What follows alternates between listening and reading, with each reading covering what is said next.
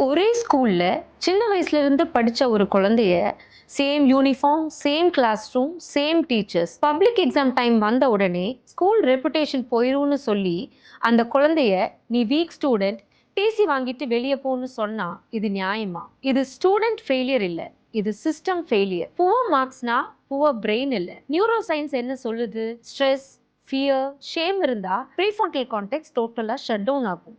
அதனால தான் memory weak ஆகும், கான்சென்ட்ரேஷன் புவர் ஆகும், ஆன்சர்ஸ் தெரிஞ்சும் எழுத முடியாம இருக்கும். அப்போ மார்க்ஸ் கம்மினா லேசி இல்ல, அது survival mode brain. What rejection does to your child? Main exam டைம்ல நீங்க ரிஜெக்ட் பண்ணீங்கன்னா சைல்டோட மைண்ட்ல இது ரெஜிஸ்டர் ஆகும்.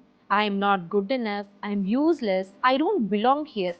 இது மார்க்ஸை விட வெரி டேஞ்சரஸ். இது லைஃப் டைம் அவங்களுக்கு ட்ராமாவை கொடுக்கும். பிரைமரியில இருந்து ஃபீஸ் வாங்கின ஸ்கூல் சக்ஸஸ் டைமில் செலிப்ரேட் பண்ணுறீங்க, ஃபெயிலியர் டைம் அப்போ மட்டும் ஏன் ரிஜெக்ட் பண்ணுறீங்க?